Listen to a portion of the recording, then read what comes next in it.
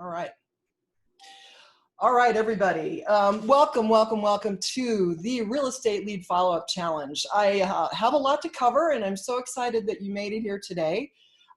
This has been a labor of love, my experience as a real estate broker and now actually a CRM owner, that I understand how hard this business is for all of us.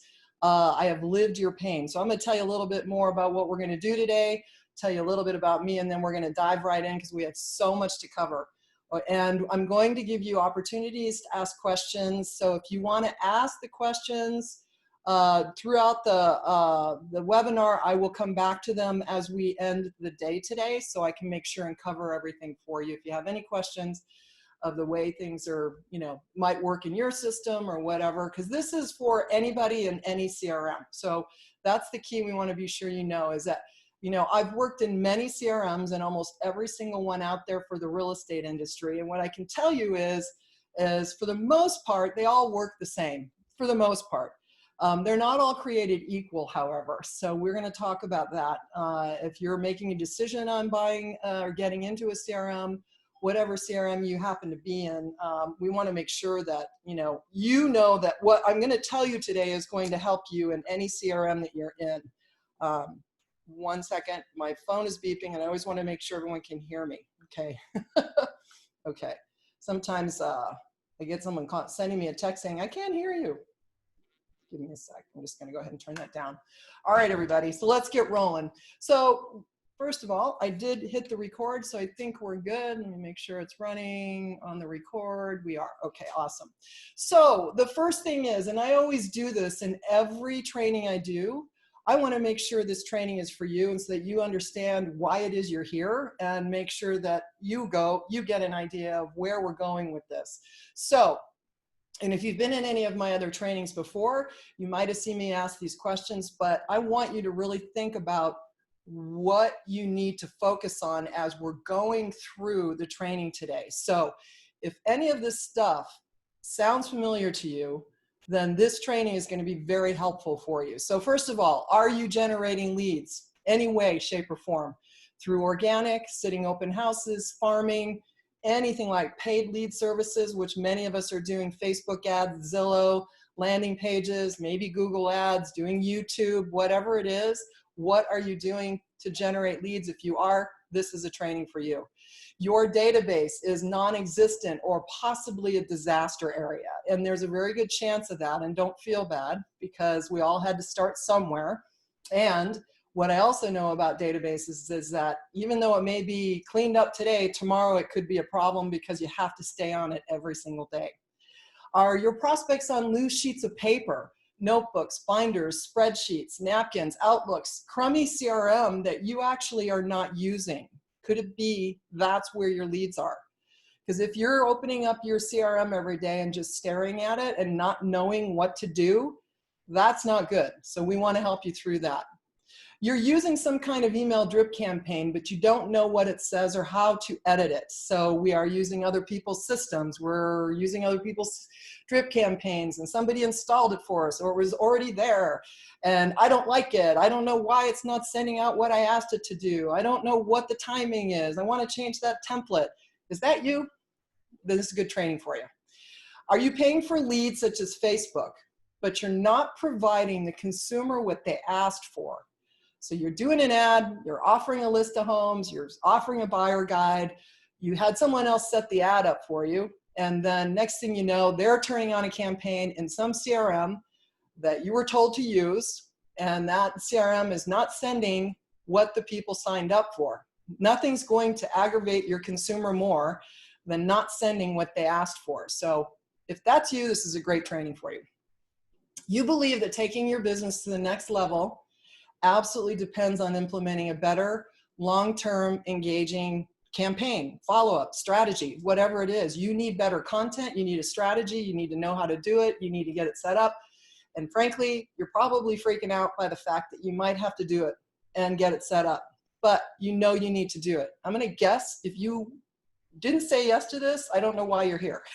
So, okay, you need to be more productive and you need to close more of your sales and your leads and all of these people that you're bringing into this database or maybe you don't have your database set up yet and they're just on Excel spreadsheets, and you need to figure out how to get these people a lot more organized, right? You need to get this organized and set up so you can automate it better. You are currently fried, lost, confused, tech challenged, overwhelmed, overworked, paying too much for leads. You have no personal life like I did, not enough income, and you just basically need to close more. So whatever you're doing, physically, financially, to generate leads, you need to close more of those, because otherwise it's a big fat zero or a waste of money. Your return of investment, your return of all the time you're putting in sitting open houses, it's all going down the drain, right? We want to help you with that. So this is a question I get all the time, and that is, why do our leads suck so bad? They're so bad. I use the word suck because honestly, you hear about people going out to lead generate and you always hear the word suck. I don't know why people just don't say the leads aren't very good. I don't get that, but they always say suck. I know this because I've been training this for a long time. So why do our leads suck so bad? Why do we think that we're spending money on leads and they're not converting? You want to know why? Let's admit it. Most of the time it's because our follow-up sucks. And by the way, it's not your fault, because we did not roll out of the womb learning to be CRM professionals. We didn't learn to write drip campaigns. We didn't go to school for this stuff. We went to school to learn about meets and bounds and where the water rights are. Am I right? They didn't teach us this stuff. And unfortunately, most of our brokers, now we might have some brokers on the line here, so welcome if you are. I'm not here to badmouth you, because I'll tell you what, I am one too. But I'm gonna say, most of our brokers or our leaders don't really know how to do this. Most of us didn't learn to do these things. We learned to do the legal part of this business. So when you consider that at least 75% of our day and our job is spent figuring out where our next business is coming from, why aren't we spending more time to be better at this? So I'm extremely happy that you've chosen to come into this training today, because what you're going to learn will probably, even if you learn one thing today, and I know you're going to learn more, but if you learn one more thing today that's going to make your business better, even if it's just give me a tag that's going to help me track my business, then how much better will your business be? So I'm glad that you're here. You're here for a good reason, and I know what it is. So today, the outline of our challenge, I want to make sure we're covering everything that I promised plus. So we've got 2 days. Today is day number 1, hour number 1. First thing we're going to do is talk about the 5 things you must know and plan to do before you get started. So you got to get prepared, right? Choosing the right CRM for you and your real estate business. So somebody might have said to you, this is the CRM you should use. Well, I'm going to guess right now that either you're challenged with the CRM you're in, you don't have one, or you don't know how to use it. Someone told you to use it, and you have the slightest clue what's going on, or maybe you do, but you really want better content and figure out a way to really fine tune that. So we're going to cover, okay? Creating responsive email, text, and drip campaign templates for the highest level engagement that we can get. We're going to go through that. And it's all from pretty much my experience working tens of thousands of internet leads, and my, do this, don't do that, okay? Because I've been there and I tried it all. And actually there's no exact science for everyone. But I can tell you that from coast to coast, I've helped agents, thousands of you, with this process. And for the most part, 99% of the time, we're struggling with 99% of the same things. So it actually makes it easy. It doesn't matter what market you're in. Now, the thing we don't realize is that tracking and managing our database is one of the biggest problems we have, thinking we have to go get a CRM. Now we've got people in here and things are starting to happen. How are we going to track all that so that tomorrow, if we have 30 minutes or an hour to come in and do some prospecting, who are we going to focus on? Because I don't want to see you waste your time on people that don't give a poop about what you're doing. I mean, you're going to be sending stuff. It's going to be automatic. It's going to be better stuff because I'm going to give it to you. But we want to make sure we're identifying those hot people every day. So your CRM is not just for sending stuff, okay? It's there to help you manage your business so that every morning You get up and this is your office. You're going to open your computer up, whether you're still laying in bed like many of us are, or looking on our phone, and we're going to say, well, who are we going to work with today if we have time, right? We're going to track it all. And then I'm going to go through the tips and best practices, because you all got a drip campaign and the majority of you also wanted the seller campaign. So good on you. That means you got seller listings or want to get seller listings. We want, or seller leads. We want to make sure that we're explaining to you the best ways to implement it. Now, understand, because we're all in different CRMs, I'm going to show you some examples on best practices, how it works in your CRM versus that other CRM versus my CRM versus whatever CRM you're in. It's going to be a little different, but for the most part, I'm going to show you the fast and easy, quick way to get your campaign built in your system the best I can, knowing that I've worked in almost all of these CRMs. They almost all act the same for the most part. I'll talk to you more about the differences in timing and the things that you can and cannot do in different CRMs when we go to talk about building the campaigns. But anyway, that's what we're going to cover over the next 2 days. So let's get started. First of all, for those of you who don't know me, my name is Patti Sampson. I've been a real estate professional here in the Phoenix Metro Scottsdale area since 2004. At the height of the market, I got my license.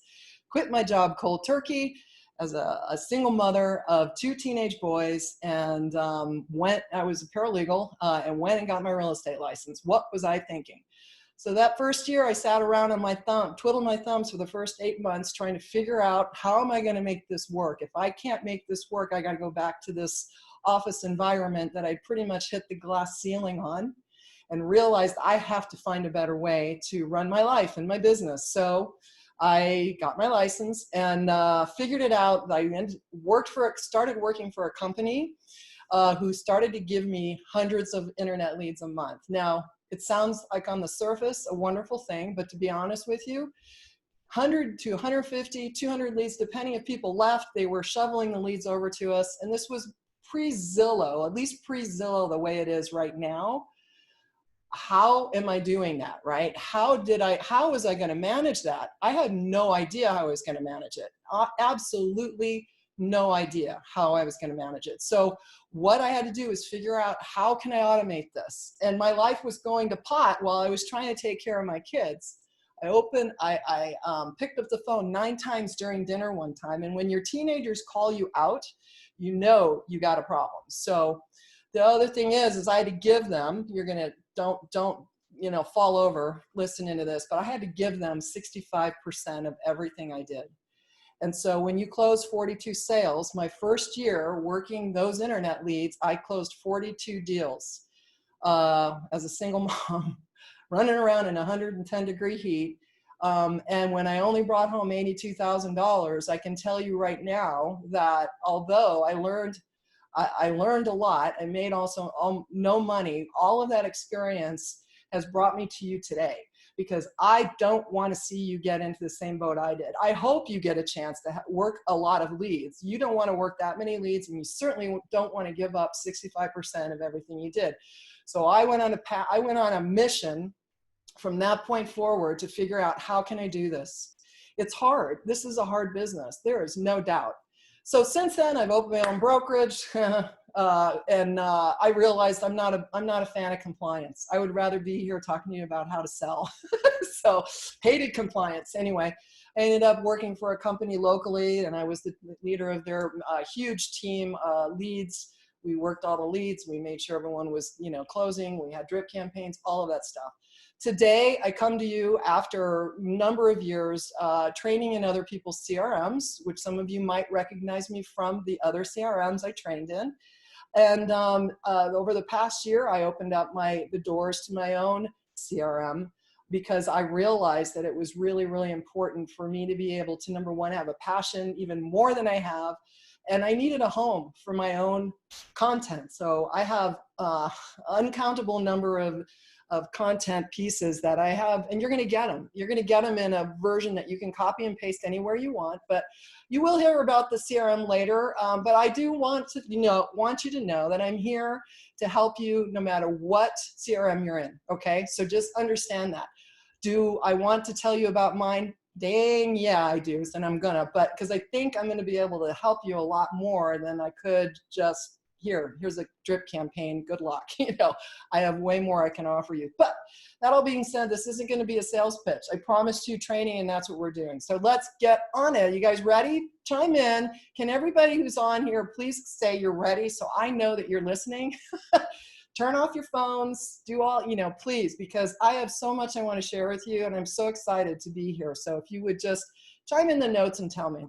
Now, if you've seen me do some training in the past, I always bring this slide up because I think one of the most important things is we need to realize that what we're doing on a daily basis is very hard to stay even keeled.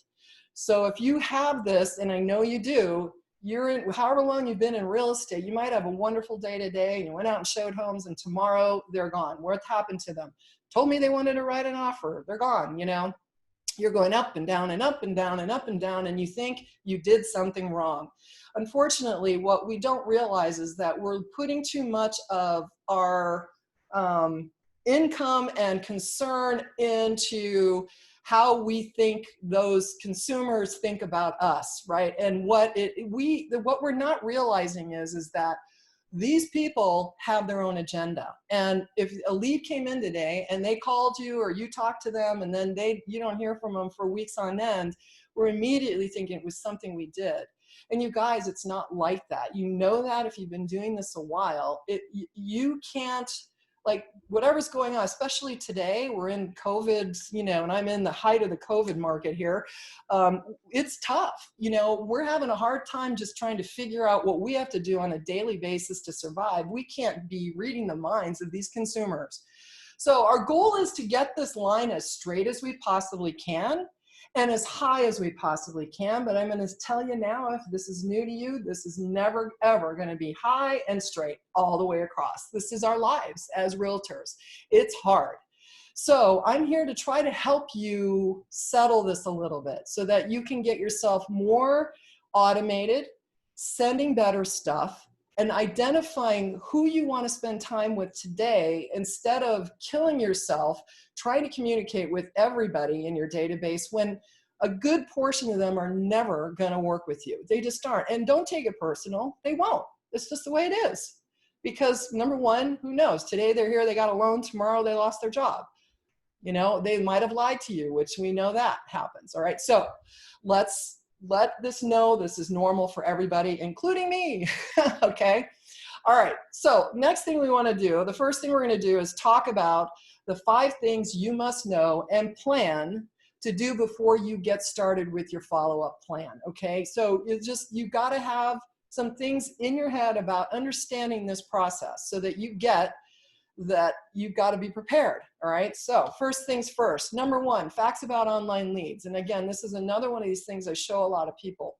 Many of us want to get into online leads when we know that 98% of people start their home search on the internet. In fact, it's probably more than that now, but even I always say this, my mother who's now 84 knows how to Google, but you want her to pick up her voice messages, forget it. She can't do it. Okay. So over 98% of people start there, which I hope that at some point, if you're not already on the internet getting leads, you should be going there because that's where everybody's at. You want to be there.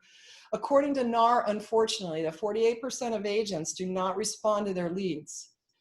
Who knows why? Well, I know a lot of the reasons why, but I mean, why do you get into this if you're going to go and ignore your leads? And then when you do, it's going to take 2 days to get back to them on average. But studies show that consumers overwhelmingly will work with the agent who responds first to them, right? So what does that mean? Responding first is one thing, but staying in front of them after that, that's a whole nother thing in itself. So we want you to be that first person. We're going to automate it as much as we can.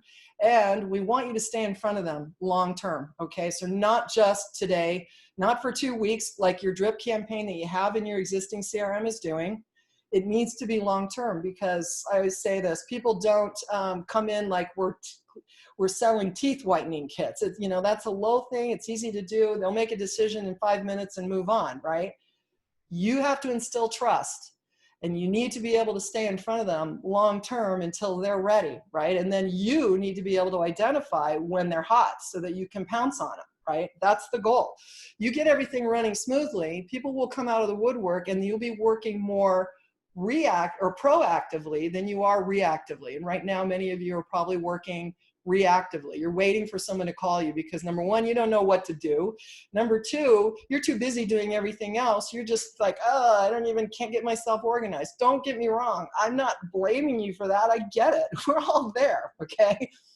Now, the average agent is only going to close, average, less than 1% of their leads. So 100 leads come in. Now, that's not 100 leads today or 100 leads this month. We're just saying if you had 100 leads, most of us don't have follow-up in place to really manage it, to deal with it, right? And so when you're better than average, you've got something set up. That's 3 to 5%. So what about this other 95% of people? You're going, well, why do I even bother? Well, you know why you're bothering? Because think about it. And I don't even have slides in here about this, but if you're spending on average, agents are spending probably 300 to 500 a month. If somebody who's actually working full time on their lead budget, right? And so how many leads do you have to close to pay for that for the whole year? Well, if you're spending 500, right? 6,000 a year.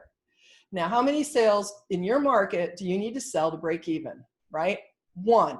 Most likely it's one. Okay, if you're in a market where you don't have that much, okay, maybe it's two.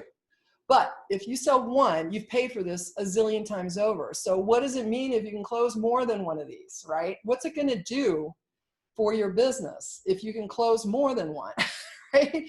It's basically now you're making money, right? And you're actually making money off that first one if you really think about it. But better than average is somebody who's actually got something in place. That's, and if anyone tells you they're closing more than 10% of their internet leads, they're lying to you, because I have never seen that happen. Never. And I've been doing this a long time. If you guys are doing it, which I'm guessing you're not, because you probably wouldn't come to this training, and I'd be surprised. I mean, and if anyone tells you they are, I've never seen anyone actually do it or prove it, because that's the internet lead for you. They're all looky-loos, a lot of them are. But what we want to do is, like, how can we figure out that we take the other 95% of the people and turn them into something that will help us? And I'm going to show you tomorrow how we're going to get on the first page of Google with those other leads, okay? And our drip campaign and our website. So I'm going to show you that. All right. So the other number two thing is to know is that you have to stay in front of these people. It's not a one-time thing. And I'm just going to pop down to the bottom. 80% of the sales are made on the 5th to 12th contact. So that consists of phone calls, texts, emails, right? It could be re-engagement campaigns on Facebook, right? It could be you're doing video and you're sending it out in your drip campaigns, or they're being notified because they subscribe to your YouTube channel, right? There's a zillion ways to stay in front of them that you can automate most of it.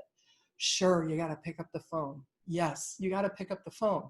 If somebody gives you your phone number, you got to pick it up. So, but this is how you do it. You got to stay in front of them, and it has to be engaging stuff. It's got to be something that's instilling trust, educating, not every time telling them how great you are, or how are you doing? I mean, after a while, they're going to know this is your MO, and they're going to stop opening, and they're going to stop responding. If it's the same junk day in and day out, you're going to find that happening to you, right? Now, something of interest, this I just pulled up today, as a matter of fact, so it's pretty recent. The average open rates and click-through rates for different businesses. Now, ours is 19.9. This is as of this year through global email benchmarks. And so what we're really trying to do is get this up as much as we can. Now, what we know is if we don't get our mail open, we're never going to get a response, right? Tomorrow, we're going to talk about subject lines, how key they are, and some other tips you can do with your profile that's going to get your mail open more, right? So you got your open rates, you got your click rates. So if there is a click or something inside of your email to get people to click on stuff, right? We want them doing that too. Because with the right CRM, they're going to be able to tell you when people are opening mail and clicking through. And those are engagement signs. Those are hot buying signs for you. And that's what we want. Now, obviously, trying to stay out of the spam folder is key. All of those things. Okay, so all of this comes into play. But look where we land. I mean, it's not as bad as, say, the food and beverage industry, right? But it's also not the greatest, right? we get into nonprofit, that's probably where we want to be. All right. Okay. So very important so that you get this. All right. We just want to make sure you're understanding. So number 4, why you should get automated. One is getting all your prospects into one place. So when you get automated, everything's going to dump into one place instead of 10 different places. The other thing you're not going to believe is that you're going to be able to generate leads when you get automated, right? Generate leads, not just communicate them with them, but generate them. Wouldn't that be sweet? I'm going to show you how.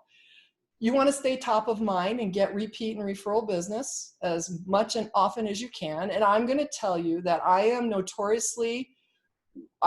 admittedly going to tell you I was horrible at the follow-up after we closed. I was living for the moment, right? Because I was working all those leads. I think in December of 2006, believe it or not, as the market was starting to tank, I had 10 sales in December under contract. I was just trying to keep my head above water, right? So staying top of mind after you close and get repeat business. Identifying the warm and the hot business, really key, right? We want to be sure we're doing that. Organically increase your online visibility, which I touched on just a minute ago. You can use your drip campaign and your website to do this. And I will show you how I did it. And I will give you exact examples how I did it. And then balancing your personal and your business life. Like, I don't know about you, but you guys might be in the same boat. Every time you take a trip or plan to, of course we haven't lately, but every time you go out the door, the shit hits the fan, right? People are calling you, they want to schedule, or your inspection goes sour and you're just like, and you're lucky you're still married. I had that a number of times.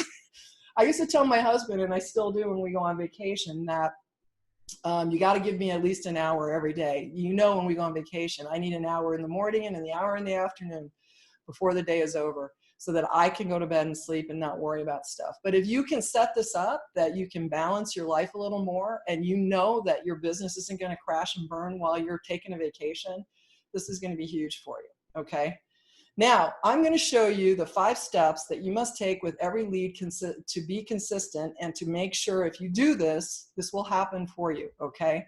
So this is me, Patti, giving you my advice of all the time and all the leads, thousands, tens of thousands of leads I've worked in, hundreds of sales, and thousands of agents I've helped with thousands of, I don't even know how many closings. I told everybody to do this. And the people that are following the rules and the instruction, not even the rules, but if you do this every single time with every lead, and the majority of it can be automated, you're going to find you're going to have a database full of people.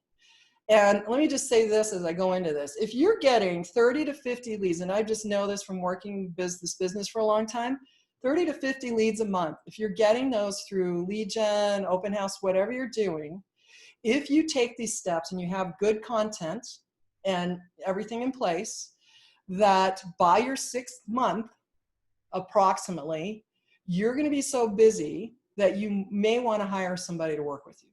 I wish I had done that. I mean, I had to hire like an ISA, someone to help me, whether it's somebody to help to do your listings, show houses or whatever, but also help you with just tracking all the business and maybe working your CRM. Honestly, if you get that many and you're doing this right in a market that's, you know, you're not in like only getting 2 leads a month. I mean, you need to get some leads. This is going to work for you. Okay. So first thing you're going to do on every single lead, you're going to make a phone call. If they give you a phone number, do not say to me, Patti, I don't like making phone calls. Well, you know what? That's too bad. You shouldn't be in the business. Pick up the phone and call them. They gave you their number. They're probably doing it because they're waiting to hear from you. And if they're not, they gave you a fake number. So what, right? You then are also going to follow up with a text. How can I help you at this time in your research? Okay, so yes, you need to pick up the phone. That can't be automated, but the text can be. So, and we're going to talk about that when we start talking about drip campaigns. So, and it can be very personalized. So it looks like you actually picked up and tried to text them manually. Okay, step 1, make a phone call, pick up the phone. Number 2, you're going to send an email as thanking them and providing them, please, please, please, please, please, give them what they signed up for. So whatever it was, they came in, they signed up on Facebook, Zillow, right? You're buying leads on a zip code.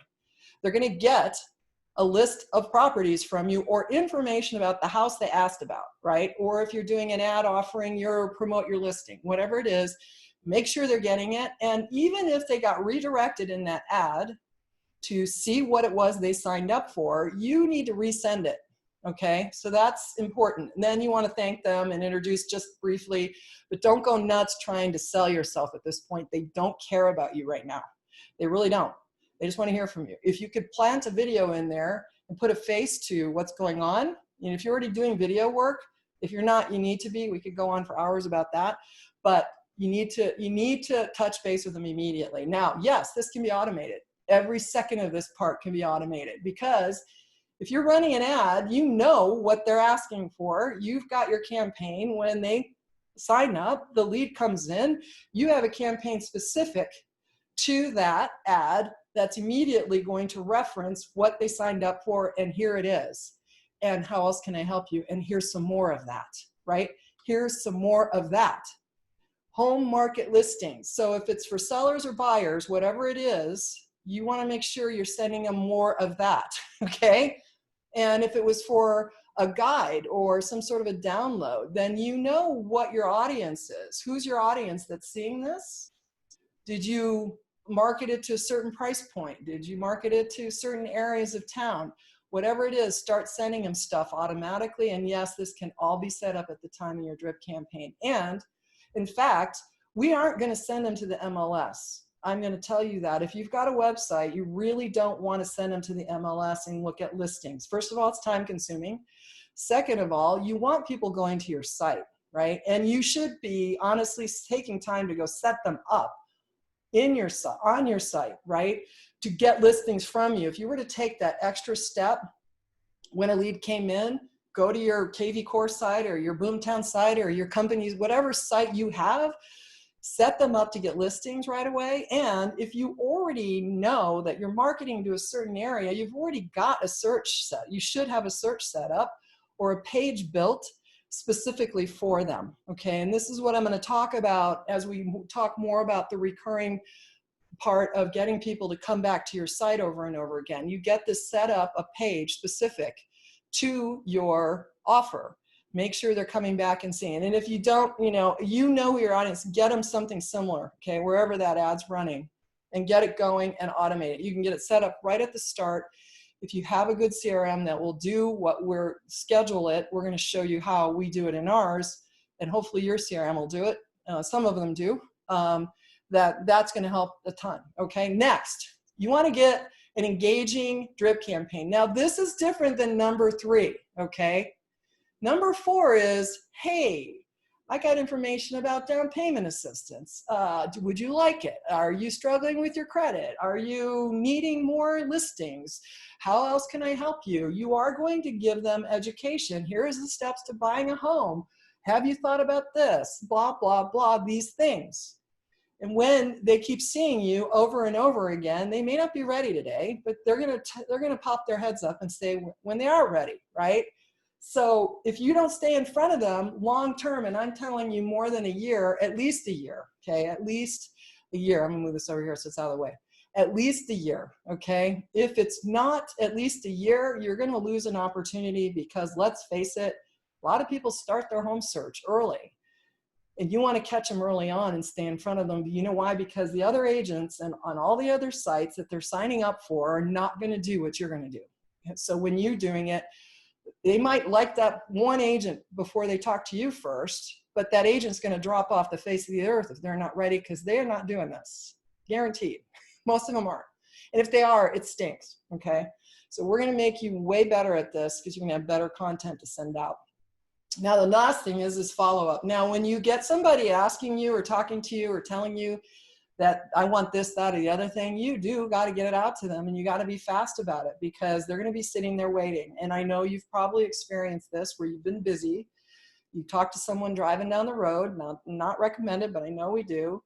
And the next thing you know, you forget when you get home. So we need to have a plan in place that you can track that stuff and make sure that you don't forget. Now, if you've got a phone and you've got an app, or you've got a mobile version of your CRM, whatever it is, you want to make sure you've got that all hooked up so you can at least make a note and make sure you get something in there to remind yourself to get this stuff done before the end of the day. Have a plan to do this, okay? So these 5 steps consistently over and over and over. And I'm going to say most of the stuff can all be done automatically except that first phone call.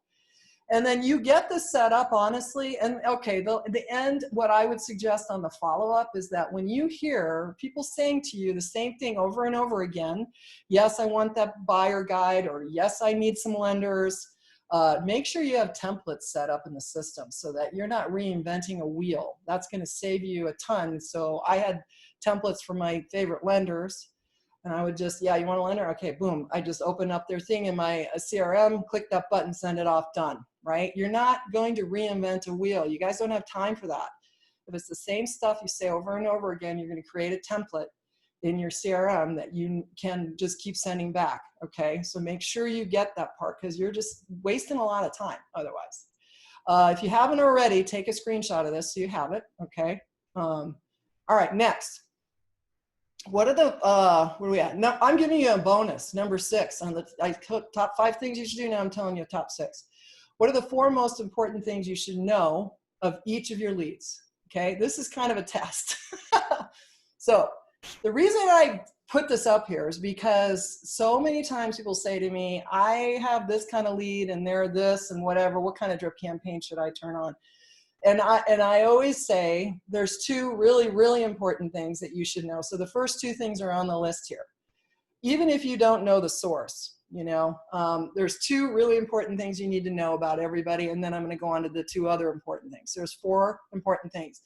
The first thing is what type. And what that means is what kind of human are they, right? Are they a buyer, seller, investor, sphere, tenant? Maybe you're doing property management.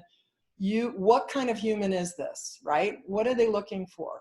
Number 1, most important thing. Number 2, what's the status? Because if you know what the type is and what the status is, you now know what campaign to turn on. It's as simple as that. So let's go through the statuses that I recommend. It depends on your CRM. You might have pre-built statuses in there already. Fine, you can use them. But you don't have to. Use what you want. Add what you want. If you can't go in and add your own statuses and this kind of stuff in here, you'll have to figure out another way to do it, maybe in the flags or the tags or something. But I want you to use every bit of your settings. And you're going to hear me talk about this because having the ability to put things into types and statuses and that kind of stuff is going to help you run a much more in-depth search in your system. And if you put everything into, say, a flag, and I see this over and over again, you're going to have a hell of a time really whittling your search down to really identify the hottest business in your database because you got too much going on in there. You may not be able to do like an exclude this if you do everything in a tag. So you're going to hear me talk about this before the end of the day. What's the difference in all of this stuff? But let's talk really quick about the statuses. New lead is somebody who's come into the system. You've never talked to them before, right?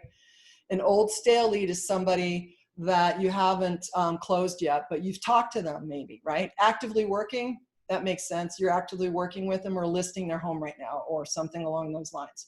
Under contract. Closed, somebody who's closed, right? Sphere, that's just somebody who you're not necessarily working with, but somebody you know that you're trying to, like when the time comes, you'll start putting them on a buyer campaign or a seller campaign, but maybe you're just putting them in a sphere campaign or a holiday campaign or something like that. All right, so when you know the type and the status, you always want to leave the people, I'll probably say this more than once today, leave the people in the same status they were the last time you did anything with them, right? So if they're a brand new buyer, they're new buyer. If you talk to them, you're going to move them into a different status. So they're old stale, like prospecting type, right? So you want to make sure that you've got a way to do this. I'm going to go into the statuses a little bit more here in a minute. But when you have the type and the status, now you can say, we're going to run a search for this type and this status, and we're going to put those people on this campaign. These people are going to go on this one. The seller that's closed is going on this one. And by the way, a closed seller is going to be on a little bit different campaign than a closed buyer. Think about that. We'll talk about that tomorrow, why. closed sellers on different campaigns than closed buyers. Why do you think? Okay. All right. So when you know these things, they're just going to go in different buckets, and that bucket's getting this and that bucket's, and you just get your campaigns ready that you love, and you start putting them on these fabulous campaigns you have. And then long term, right? And if they can go over and over again, that'll help too. All right. The next two important things to know is how soon are they ready to transact with you? Okay, because that'll tell you how hard you need to work for them right now, pretty much. What is their time frame to buy or sell? Because by that point now, you don't want to be out running around with, you know, somebody who's telling you there's 3 months there. I mean, they're 3 years down, but they're in town and they just want to look around. Like, and you've got a whole list of other people you need to be doing things with. How hard are you going to work for these people, right? And then what is the probability that these people are actually going to work with you? Okay, so let me give you a tip. Never ask an online lead, are you currently working with anybody, with another agent? Are you currently working with another agent? That's not the question to ask, okay? Here's what you're going to ask. If it's a buyer, you're going to say, have you been out looking at homes with anybody else? Because guess what? Our jargon, they don't get. We know what that means. They don't. So what you want to ask is, have you been out looking at homes with anyone else? Okay. Have you interviewed agents yet to list your house? Those kind of questions. Because if you're saying, are you out working with somebody, they don't really know what it means. And so next thing you know, well, I talked to somebody, in their mind, they're going, I talked to somebody on Zillow, I'm working with them. They don't really know. Plus, if you think about it, I mean, they're also going to be like, you know how when you go to the department store and you're walking around and you get these people, the salespeople bother you, or can I help you? Can I help you? Can I help you? They don't really know, you know, I don't want to be bothered right now, right? And so they're going to tell you everything under the sun, right? But now if you ask them straight out, have you been out to see homes with somebody? They're going to say yes or no. And because they don't really know where you're going with this, okay? Ask them now. Because then you're going to say, well, is there a reason that you haven't called them to go look at this house? And then the next thing you guys have to do is make sure that you explain to them how you get paid. In fact, I got to add this to here, because our biggest problem as agents is that we assume they know, right? And I can't even tell you how many forums I've been in, and I'm in a lot of them, where the agents are complaining that so-and-so, the nerve of that person, they did this and they went out and then they got another agent, the nerve. And I'm like, the nerve? Did you explain to them how you got paid? They don't know. Don't blame it on them. It's your fault, you know? And if it happens that they do go out, then they are not committed to working with you. And so you have to figure that out as fast as you can, you guys, because they're going to run you all over the place, right? We don't want that. You need to know how committed are they, and you ask them flat out, are you working with anybody else? Then you're going to ask them, why aren't you calling? And a lot of times you're going to get, oh, well, they were busy, they're on vacation, I didn't want to bother them, they're on the other side of town. I mean, if you've worked any internet leads at all, you're going to hear all this, right? But now to get back to that analogy about the store, right? You know, when I go into Home Depot, and I love Home Depot, I haven't been in a long time because I don't shop right now. I'm picking up things. But when I go into Home Depot, I seem like I always want to talk to somebody when I go in there, you know, and they're never anyone to be found. I hope none of you work at Home Depot, but it never seems like they're there when you need them. And almost never do they come up and ask you if you need help, right? But you want to be there when they're ready, and that's the big key. So just keep that in mind as you're thinking about all the stuff. So these last 5-6 slides were so important for you to get get on the ground level and really understand where we're going to go with this. Because without understanding all of this stuff, the rest of this I might lose you on the rest of it, because your importance of the things you have to do to get ready, getting your drip campaign ready, getting your website ready if you're going to have a website, which hopefully y'all do with IDX, so that you can take advantage of all these things. You got to get yourself ready for this. If you don't have a site yet, you can maybe use one from your company, and we're going to talk about should you or should you not do that. But just be planning, okay? All right, next. How to choose a CRM that's best for you and your business. Okay, so not all CRMs are created equal. And so one of the biggest things I always forget to tell people is, what is a CRM? So I made sure and added it in here. A CRM means customer relationship management. There's another word for R that some people use, but for the most part, it's a software that you will use to help you manage your business pretty much, okay?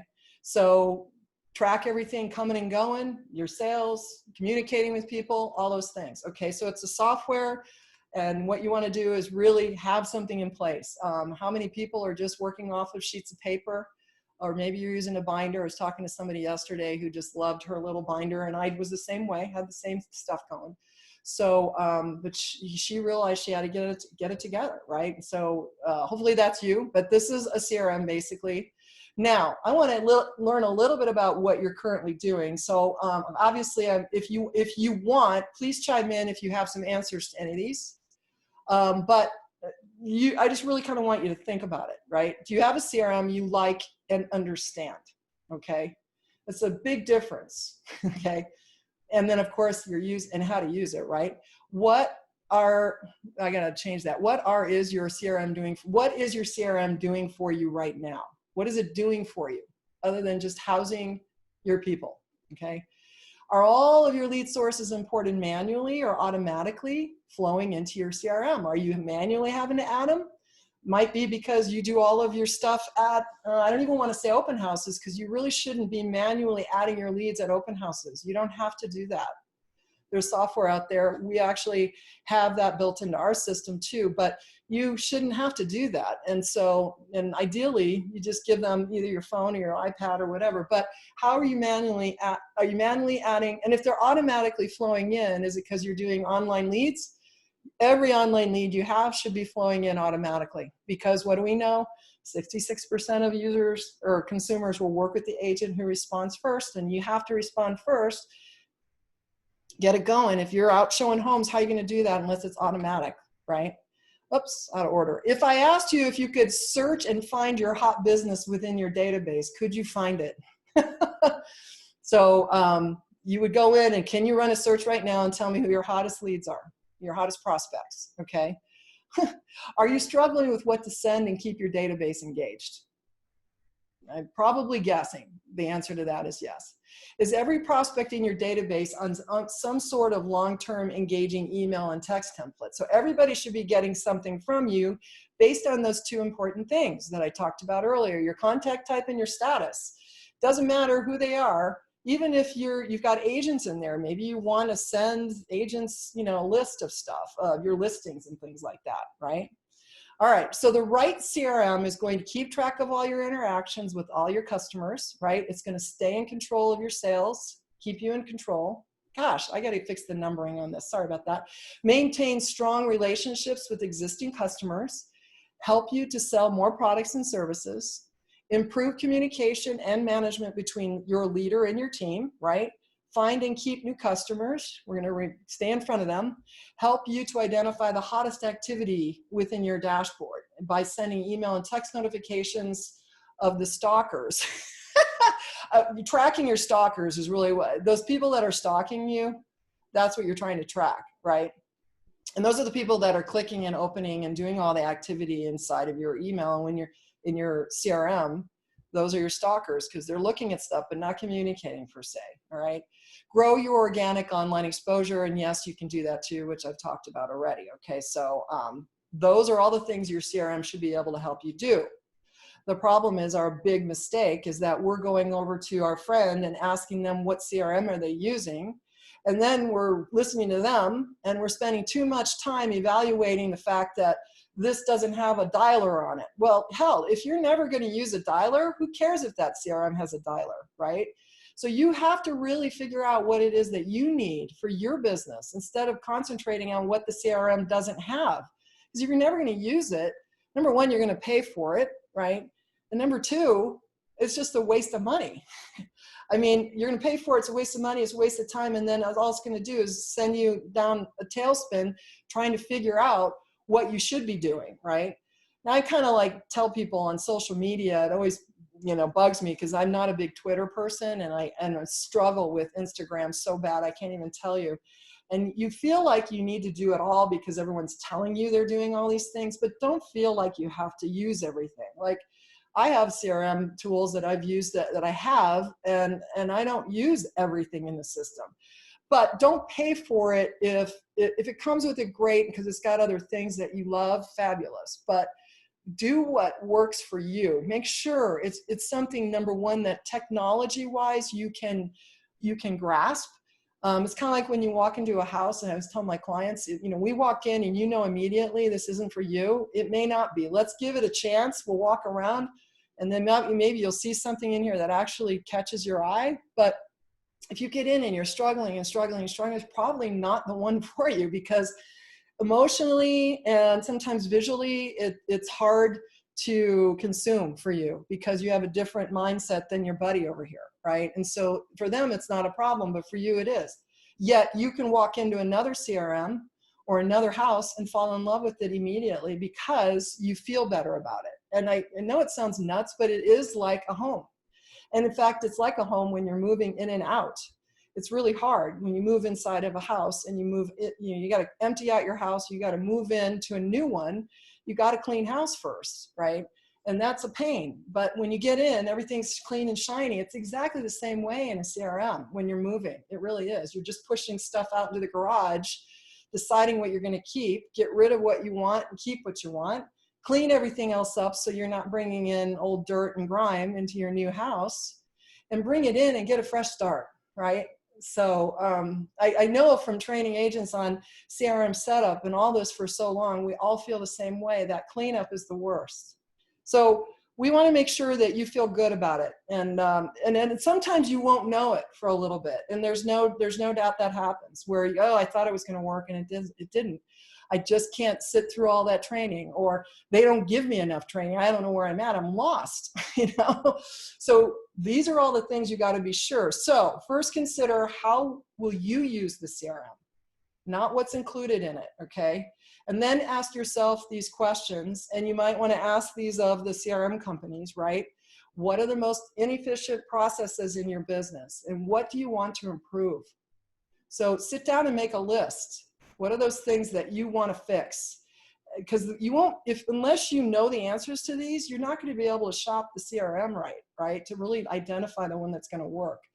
What operational process and workflows do you lack or that you need, right? And you want to make sure you have, okay?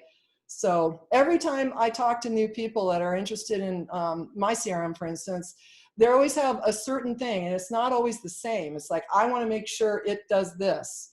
And if it doesn't, then I'm out of here, right? But then when you start talking to people like, how are you using it now? And they go, well, I don't know. Someone said I had to have it. I'm like, okay, all right, well, let's really dig into your business and see, is this something you really need? Are you really going to use it? So it might be transaction management, drip automation, that kind of stuff, right? Who in your business is going to use your CRM? Is it just you, or are there other people? So you got to make sure, how many users, will it all work for everybody? Is there a team version? Whatever you have, you got to make sure. What other software do you need to integrate with it? So if you want to make sure that you're sending things out to send out cards, maybe you have a send out cards account or something along those lines. Can it integrate with that stuff? You've got other things. Your website's coming in. Can it integrate and get into your system through your website? You have to ask these questions, right? Or how is it all integrating? That's the other thing. Websites, lead sources, landing page tools, all of these other things. How important are these to you? Do you need them? Do you have them? Are you insistent on keeping what you have? And then I always think, I like refer everything to house showing. You know how it kind of irks me sometimes where people will work their whole house buying process under making sure that big ass piece of china cabinet has space in the house when nobody's even using all that china. But we got to make sure it fits. Okay, you like everything else about the house except there's not a wall for that. All right, let's move on. But again, it's the same thing. Okay. What type of communication will you want the CRM to do for you? Okay, do you want to email? Do you want to text? Do you want a voicemail? Do you want auto dialing? What's not on there is video email. What does it have? Do you have all these options? Okay, and then what's your budget? How much money do you want to spend, okay, on your CRM? So we're going to talk about that. Price range is free, $200 to $300 a month or more, okay, depending on what you're doing, right? Okay, so now I'm going to speak to you a little bit more about things you really need to consider. Decide on a CRM deployment, right? Do you want it to be in the cloud or you want it to be on your computer? Most of these are up in the cloud now, and you want them to really be in the cloud for the most part if you can, so that you can use them on your phones and your tablets while you're out showing homes or your open houses, that kind of stuff. Know what features and functionality that you need, okay? Make sure the system integrates with those applications that are important to you. Request a demonstration and a test or free trial if you can. So request a demonstration. A lot of the systems will have them built in so you can see them. And if you need more of one, you know that you can communicate with them, you know. Choose an industry-specific vendor with local partners if you can. So, I mean, this is kind of like, because my system actually rolls out to other CRMs. So if you're going to other businesses, if you are only wanting a real estate type, then you want to make sure that you've got real estate, right? Mine thing's built for real estate specifically, but check whether customization and trainings are available so you can customize it for you can do. Pay attention to the user experience. Do you feel good about what it's doing and how it's working? Okay. And all right, so let's talk a little bit about paid versus free versus paid. So I hear this all the time. I'm not going to go and spend $10 on a CRM. I get it free from my broker, or I get it from my lender. Okay. I want you to have a heart-to-heart with yourself over this, you guys. It's and again, I don't care what CRM you're using. I really don't. Go get whatever you want, but I'm going to tell you right now, you're going to get what you pay for. And here's why. Okay. You really want to make this work. One of the reasons you may not getting it working now is because you're insistent on using the one that you got from your broker because you work there and you're paying fees. You're paying monthly dues and they just get there. Okay, great, perfect. Let's talk a little bit about the difference between having a broker owned or whatever you're getting, right? Free, it might be included in your monthly fees. Great.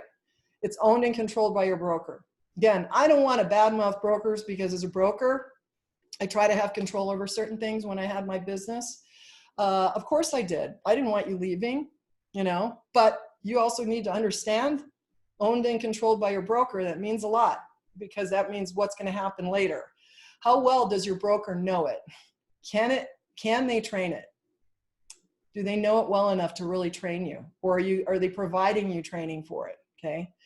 What kind of control do you have over editing content like drip campaigns and the settings? Because a lot of times they'll be in 100% control over what you have or limit on what you're allowed to do. All right. So that's important to know.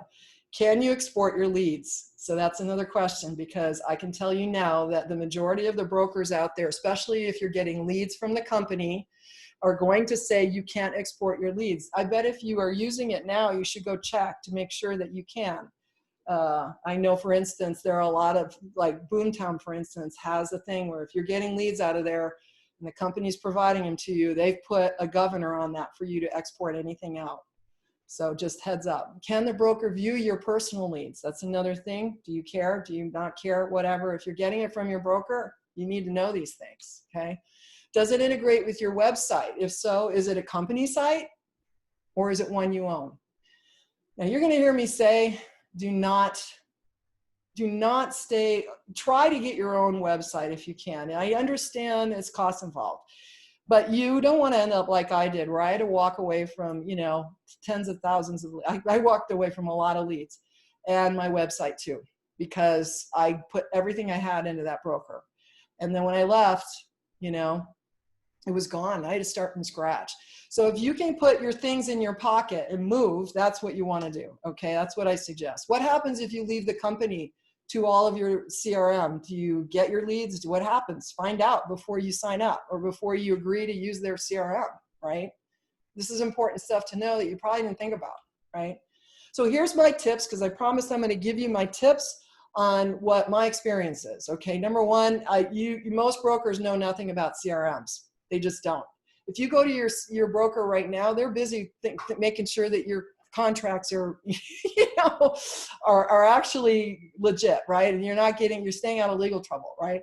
So, and if they do, they usually don't know it well enough to train it to you the way they really should be able to train it to you to get you to close more. So otherwise then, are they giving you training? Are they providing you people that can help train you, right? You need to get your own, and you need to learn it. And if you have to use it because you don't have the money, then by all means do it. But you really need to get your own, okay? Create your own business and plan to sell it. That's my thing. Now, I'm pushing 60. I started my real estate career in my early 40s. And honestly, I never thought at that time that that's what I should be doing.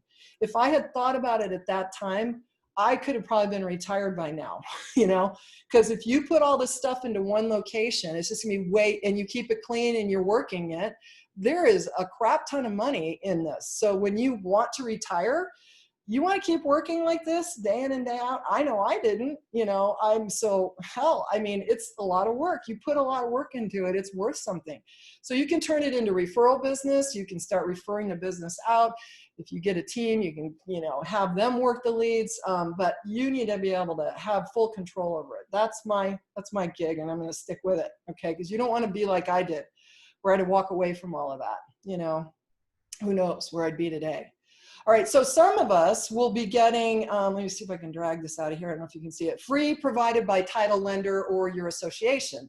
For instance, I know that the CRMLS offers a version of one of our well-known CRMs out there, but you need to know a few things about this, right? Usually it's a trimmed down version of a full-powered, full-blown version. So you're only getting this much with not very much texting, not very much email. So you're going to have to upgrade anyway, no matter how you look at it. Okay, so keep that in mind. What upgrades will you need? Do you need more email? Do you want more texting? Do you want to send video emails? And are they going to charge you to do that, right? How much is it going to cost you to upgrade this? Does it include a drip campaign, any drip campaign content? And if it does, is it any good? I guess I'm more concerned about that last part, you know, because what I have found in most of these systems, they're not written by realtors, and they're not, and the subject lines stink to high heaven. And if you think about it, you're buying leads from Facebook, you're buying leads from Zillow, and then you've got leads coming in, and you turn on the company or the CRM buyer campaign that's in there, and the subject line doesn't tell them at all who they are. You don't know because you just said, oh, there's a buyer campaign, I'm going to turn that on, but you don't even know what it says. Next thing you know, it's going out. Your mail's never getting open because the subject line stinks, and nothing in there is a call to action, right? You're not doing anything really. And what makes you think that these people know you? My name's Patti, used to be Patti Anderson, it's Patti Sampson now. I have a pretty, you know, dull name for the most part. Why do I expect a buyer from a sign up on Zillow to know me? And then if the subject line says, thank you for your registration with no mention of houses, how the hell are they supposed to know this is related to real estate? They're going to look over that and never respond. They're just not. They're not even going to open it because it looks like junk. They don't know me yet. So we want to get better at this. Okay. What does that say? Will they train you on it? Some will, but they are not agents. So that's the other issue. Title, lender, your MLSs, whatever it is that's providing you these things. Will they train you? But if they do, what kind of training is it? I know for a fact, because I was over in California talking to the association over there that was providing, I was actually training the MLS over there on another CRM. And I'm telling you now, they were the most clueless people I had ever been around. And they, at least with regard to this, let's just say that, I'm not going to badmouth them, but they had no idea. All they knew is that there was a tool inside the software that did this, but they didn't understand what it was for, really, how you could use it, right? That was really painful to me. I felt bad. I really did. And I offered my services. No, they didn't come around, but that's all right. Patty's tip, all right?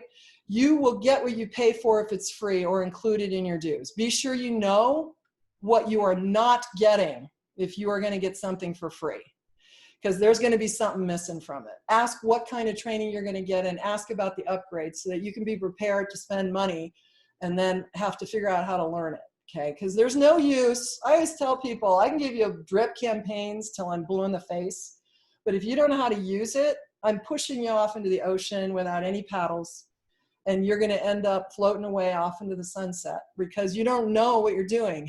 And we got to get you better, increased, understanding of what it is you're doing in there, right? So let's do that.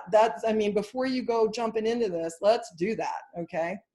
All right, so the other thing you need to realize when you're thinking about, oh my God, how much money am I going to spend? When I go and look and see that CRM is this much and that, and then when you add it all up, what are you getting? And what am I going to spend, right? Here's the part that irks me, and it's probably not you guys, but I'm going to say this. In every forum and everybody I ever talk to about CRMs, they're always going to say, I get it free, blah, blah, blah, blah, blah. But I'm going to tell you now that what you don't realize is you're out spending money and time and energy, lots of it, to lead generate. But what you don't get is there's not 1 cent of money in your lead generation. Not one. You're spending it, right? If you had increased understanding of how to use your CRM with automation and better content, could it help you close a minimum of 1 more deal a month? What would it do? That's how much in a year. What's that going to do to your income at an average $300,000 sale, right?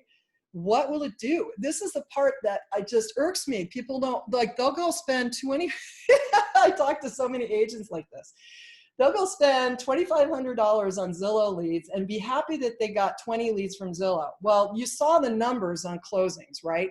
If you don't have anything in place to convert these, you need to close, you're lucky if you close 1 out of those, right? You'll be really lucky, but you're spending $2,500 a month with no follow-up in place that's really going to work, right? So this is the part that I don't get, where people are going to be cheap. And I don't want to say, you don't need to go spend $400 a month on your CRM. I'm just saying, spend something that's going to work for you.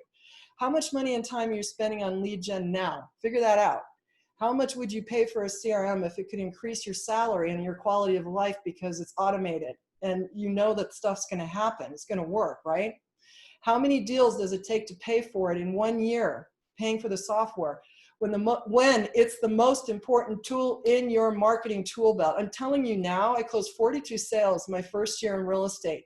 There would have been no way I could have ever done that trying to take care of my family, working all those leads, out showing homes, which I was out all day long from morning till night.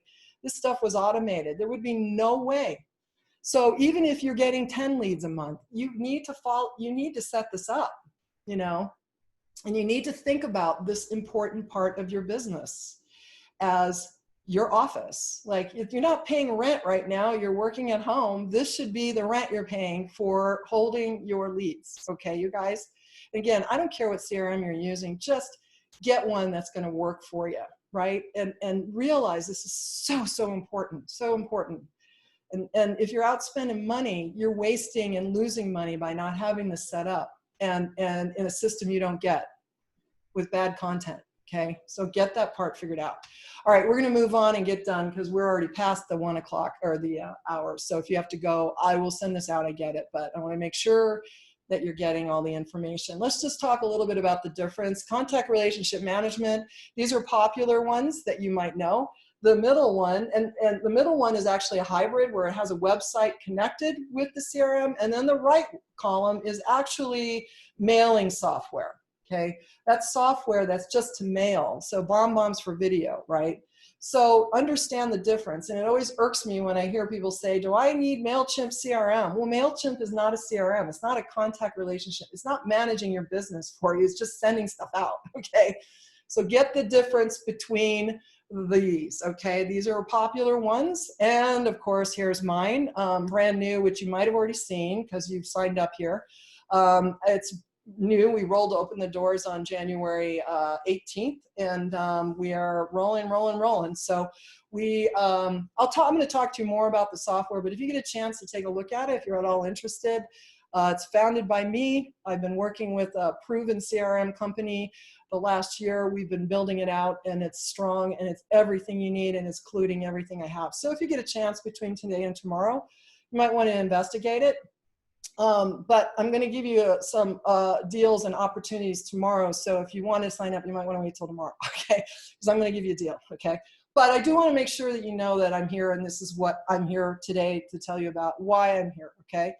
But your database is only as good as you can search it for the warm and the hot business, okay? So make sure that you get that. It's not just for mailing, okay? Make sure that. Okay, not all CRMs are alike, so when you ask me which one's the best, it's the one that you're going to use. I hear this all the time. That person said I should use it, but if I'm not, I really don't like it. Okay, well then that's not a good one for you, okay? So we've gone around and around about that, all right? Next, the importance of your settings. Let's go really quick through this. This is really key. I talked earlier about the tags, the sources, the contact types, hotness levels, custom fields, and statuses. These things all need to be part of, most of our CRMs have these things, okay? So what does this all mean to you? Let's go through them real quick. Contact types I talked about earlier, the kind of human, buyers, tenants, sellers, sphere, agents, investors, vendors, right? It could be any of those kind of humans that are in your database. Your statuses we talked about earlier too, they're new, they're prospects, if you've communicated but not committed, they're active, you're currently working with them. Under contract, yes. Closed, yeah, you know what that means, right? And your sphere, basically your sphere is somebody that not necessarily working with to go buy or sell, or maybe they're a closed client at this point, but a sphere really is going to be somebody that you're just putting in your database to send them stuff to remind you that you're an agent, maybe get referral business out, or they'll remember you when they're ready, right? Or they're inactive and they already bought or sold with someone else. And then you're going to say, well, why would I want to keep them in there? Because you want to get business out of them next time they do something, you know. I don't know what the stat is lately, but it used to be every 3 years people would do stuff, right? So you want to make sure that you're moving people through this funnel, right, through the timeline. Because as you're doing that and you know the kind of buyer or seller they are, this is how you're getting these people into those buckets. And if you move them through the system this way, you'll know exactly. So I'm going to say right now, anybody who's active or under contract should not be on any sort of engagement campaign from you. They should be getting listings and doing those things. Like if they're in a contract, make sure and shut the listings off, by the way. But if they're active or under contract, they really aren't getting anything from you right now, because some of the stuff may not make sense. You know, obviously you don't want it going out saying, hey, how's your home search coming, when you're out showing homes with them, you know? So make sure that you're moving them through this so that you can track these people better. Now, we always have this, I get this all the time. How do you work your flags and your tags and your hashtags? You know, depending on where you're at, KV Core uses hashtags. How are you going to use these things? So I personally like to use them for everything other than what I don't use for the contact types and for the statuses. Like I don't want to see closed buyer as a status. I'm sorry, as a flag. You have things for that in most CRMs. Instead, what you're going to do is let the CRM flags and tags help fine tune what it is you're doing. So you could have a hot, warm, cold kind of thing. You could say what kind of house they're looking for or selling. What part of the world are they looking in? Did they open or click anything? You know, our CRM actually will run a search for that, but you might also want to put a tag on it, right? Put some price ranges on here, because what if you have a listing that you want to promote to them, or, you know, just so you can at a glance see where they're at, you know, what do they want? I also like to add tags to tell me what kind of campaign they're on. And I see this a lot where someone goes, I don't even know, they're on a campaign. I don't even know what campaign they're on. How do I run a search? Well, you know what, in some cases, you might need to add a flag to that, because the system isn't going to allow you to pull a complete search up of everyone on that campaign. Or maybe it does, but it's not a very good search result. Now, you know, I mean, that was one of the things I was really adamant about that our system had, so that we can go in and say, I want to see everybody on that buyer campaign, right? I want to see everybody who's not on a campaign right now, you know, so that I can figure out I got to put some people on something, right? But if you start tagging people, right, and putting tags on them, you can then say, all right, great, all right, on hold, has an agent already bought? Again, you're going to say, Patty, why are you keeping track of that stuff? Because I want to turn those people into future clients of mine. And I'm going to talk to you here in a minute about when a lead goes dead, all right? MLS listings, market updates. I will usually put a tag if I send them, if I'm actually sending them stuff from another system. So I know I can go over there and look at their search and see what's going on. So I like to track that too. But keep in mind that all of these things should be searchable in your system, which is another reason I do this, so that I can have an opportunity to search for that. And if you don't put these things on here, then you can't track. This is going to be so important when I talk to you tomorrow about managing your database for the hottest business. Okay, really, really important, because you need this stuff to help you manage your database. So make sure you're doing that. Now, the other thing is your sources. All right, hold on one sec, okay? The other thing is your sources. One of the things that really irks me in some of the CRMs is they put in these blanket sources in here, but what you have to realize is that every time you run an ad, or every lead source you have should have its own source. And so for me, every ad that I have needs its own lead source. Because for one, you need it to be able to identify what that lead was, where it came from. By the end of the year, you can run a search and see, like doing tax season starts yesterday. You know where your money's been spent, but also a lot of times your drip campaigns are turned on based on that source. So you don't want to send out, if you just put Facebook as the source, but you're doing 5 different Facebook ads at one time, or have done them during a time frame, that's not how are you tracking with just saying Facebook, right? Listing to leads, right? That's listing to leads, down payment assistance. So that's an example, right? If you have a listing to lead, I would be identifying each landing page as a different source, so I know where these are coming from. And quite often, again, the only way you can automate the right campaign is based on these sources. So you got to make sure you've got the stuff depending on your CRM, okay? Landing page offer, so you might get really specific on whatever the source is for the landing page, what the landing page was, right? Open house, what I would normally do, because I like to I don't want to have 10 zillion sources that says open house. So instead I'll put open house, and I might add a tag for the address, something along those lines, or put it into a custom field, the actual address, so of how they came in, right? Or maybe you're farming a neighborhood, right? Put the actual neighborhood in that you're farming, not just farming. Or put farming and then put Ironwood Village as maybe a tag or a custom field. But just get specific is, I guess, what I'm trying to say is, because it's so important that you get the right campaign on. And like I said, quite often it's based on that. And this way, you know that they're getting what they asked for. And the other problem is that if you start sending them stuff that's so generic, they're going to stop looking at your stuff. So you really want to make sure that you've told yourself what campaign they need to be on and then build one for it. Tomorrow we'll talk about how fast you can build them once you get your campaign in, about how you match up the campaign to your ad. Okay, we're going to talk about that tomorrow. And then custom fields. Some of our CRMs allow us to actually build our own custom fields, and I'm a big fan. I just took a picture of the inside of my CRM so you could see what I did.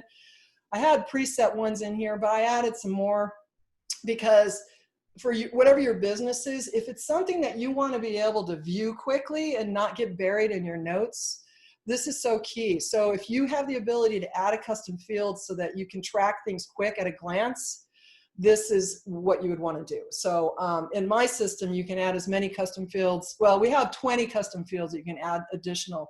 And I know in some other CRMs I've worked in, they do have this option. And I like using these because, again, most of this stuff is searchable. So if you wanted to go in and see, you can run a search for what's inside of these fields. Like I know I had a listing on, or somebody's address was on Jones Street. You can run a search because it'll pull it up. So just food for thought. This is just an example of what I would suggest. And then your hotness levels, if you choose to use those instead of your flags, a lot of our systems have hotness levels in them. The only thing I would say about that is to avoid using time-based ones because they will get obsolete and they'll go old on you. And so I would prefer you not do that. I like red light, green light. I go green for go, yellow for not ready, red for stop, black for dead. Now again, Patty, why are you keeping these dead in here? Well, I'll tell you why. Buffini, A, B, C, D, if you're a Buffini person. I've never done Buffini, but I've worked with many of you who have, and it's really important to you. So this would be where you might put your hotness levels. But The other thing that's important if you're going to do this is to make sure that you put some sort of a reminder as well. So if you got hotness levels, make sure that you have some sort of way to schedule when you need to be reminded. Most of our systems have scheduling or to-do, like mine has to-dos, or some sort of scheduling to remind you you got to go in and do something. So if you knew that somebody said to you, I'm actually a year and a half out, put them on some sort of campaign, but then make sure you set something up to touch base with them certain times personally. And you can automate all of that, you know, just I would say you would have like a pre-built drip flow. I like to use everything in my drip flows because in my drip campaign flows, we can add in reminders and all kinds of stuff. So I just turn on one campaign and just let it all run, and including the reminders. So, but again, if you talk to somebody, you got to put something that makes sense for that conversation, right? Okay. All right, we're almost done. When does a lead go bad? Only 3 reasons. When your lead literally dies, which is not actually funny right now, but this was a slide I had. When your lead tells you to stop, right? Obviously, or maybe you find out that the contact information goes bad. So and other than that, just keep going with them. Don't like, oh, that lead sucks because they never got a hold of me, but you don't know. If you're sending good stuff out, they're going to someday pop their head up. But if you stop, that's going to end. There's no chance they're going to ever pop their head up because they forgot about you. So you got to keep it going until they tell you to stop. And if you have the system where they can opt out on their own and all those things, great. I usually leave them in my system because I like to, sometimes they come back. In fact, we were talking today in the groups, because I go live in my group every day, twice a week for training and stuff. And today they were asking about, how do you manage that kind of stuff? If people come back, they're duplicating, and how am I dealing with the duplicates? So we want to if they come back, then maybe they're hotter than they thought that you thought they were, right? Okay, so, all right, frequently asked questions is basically where I'm going to answer some questions really quick. Don't go yet because I still want to talk to you, but I can hear you. Okay, great. All right, Doug says, I'm using LionDesk and they offer a text service, one of their phone numbers. If at some point in the future that I no longer use LionDesk, I want my cell number to be in the hands of the CRM recipients. Yes, sir. I totally get where you're going with that. And unfortunately, here's the thing. You can ask them if they're willing to give you the number. So if you leave, right? And that is a problem. If they don't, and you've given this number to everybody and you go into a new system, what I recommend to people is to say to your people that know your number, because not everyone's going to know it. Keep that in mind. If you got new leads coming in, they don't know you, yet. But if they already know you and you end up in a new system, what I suggest you do is just send them a new text. Send them a text and tell them, hey, what was your name, Doug? Doug? No, Doug. Hey, it's Doug. I want to let you know I got a new business text number. Add it to your contacts for me, okay? That's the only way I can tell you. Now, I know some services, if LionDesk is willing to give you the number, what I have talked to, say, Twilio about, which is what most of the texting services use, they told me they could give you the number if the existing or your current CRM is willing to give it to you. So that's the first thing. And if they do, the transfer in could take 3 to 4 months. That's what they told me. So that's another thing to consider. Okay, because if the other, it's just not. I would say don't worry about it too much. Okay. So that's my 2 cents on that. Sheila says, on the side of personal website and not CRM related, does it matter if the searches or buttons go directly to IDX feed or if they go to the subdomain? Campaign open rates. On the side of the personal website and not CRM related, does it matter if the searches go to buttons directly to IDX feeds? Well, no. Okay, here's what I don't know what you mean by subdomain necessarily. IDX feeds, depending on if it's in the MLS versus your website versus are they just going over to a landing page that has a bunch of searches on it. Here's my suggestion is that I got on the first page of Google because I was able to add tags to pages I could build. So I would build like a blog page or a page where I could add those long tail key search tags, the things that people run searches for. And I can actually, I'm going to show you this tomorrow, but when they run searches, they will run searches for stuff that they, are asking all the time, like, homes for sale in Scottsdale, whatever. And so those are the kind of search tags that you want to add to the page.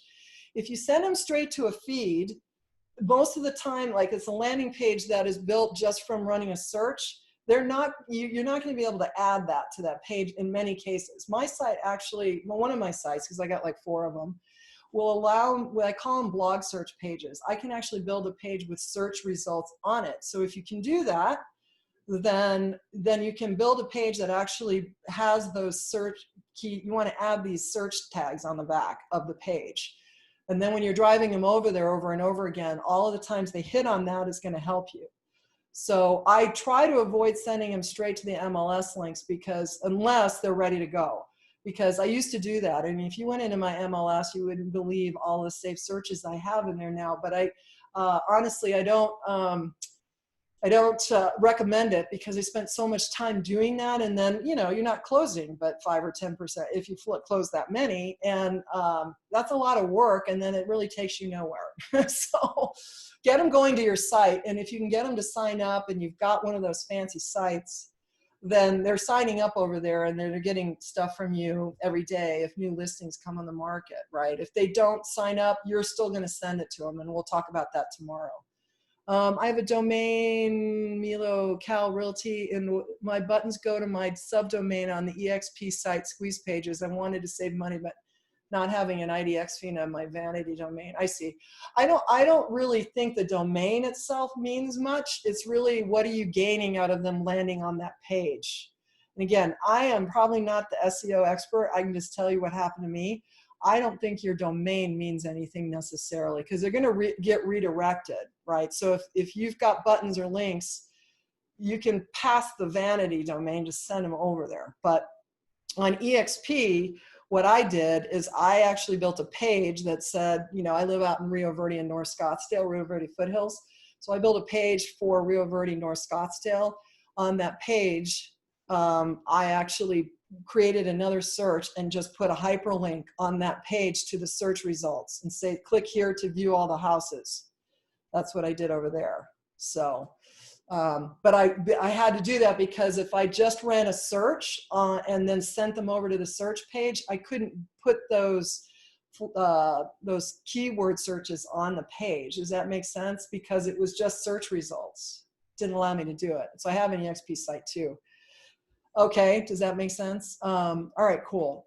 All right, so I've gone over. Any other questions, you guys? I know I've gone a little long, but that's typical for me. Because I have so much info, I try to shove it down your But I want to make sure I'm answering all your questions. So make sure tonight you think about any other questions you have. Now, really quick, let's go tomorrow, what we're going to do.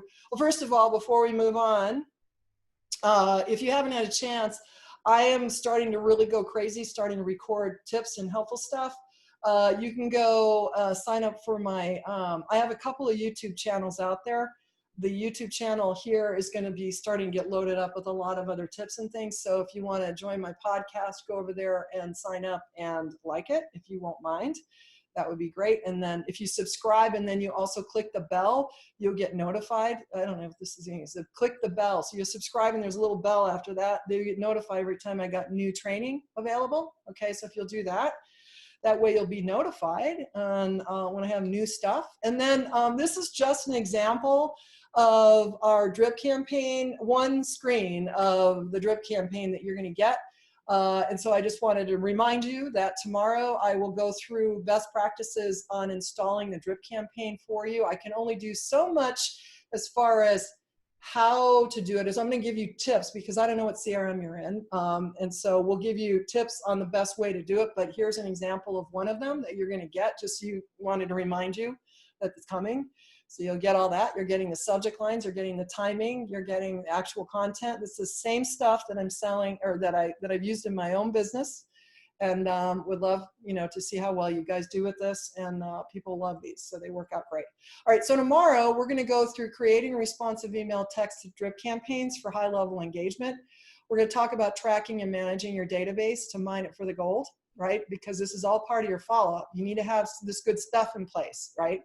And then I am going to go through best practices for implementing your campaigns for you, right? So we'll do our best to try to speed up the process if you're going to copy and paste them in. And so I'm also going to give you a list of subject lines as well. And I'm also going to give you a free bonus tomorrow. Well, actually, I'm going to send it all out tomorrow, but you're also going to get a whole list of things to avoid the spam folder. And I know this is really a challenge for a lot of people. So we want to make sure that you keep your stuff out of the spam folder. What do you need to do and what's important to know and all of that. So, so that does it for today. And I will see you here tomorrow, same link, same time. And if you have any other questions or anything in the meantime, feel free to, you can email me at info-support@exposedagent.com, info-support@exposedagent.com. Anything else before I go for the good of the cause? Okay, Doug, thank you. Thank you. All right, everybody. So glad that you made it in, and we'll see you all tomorrow. Hope you got your money's worth for today anyway. We'll talk to you tomorrow. Bye, everybody.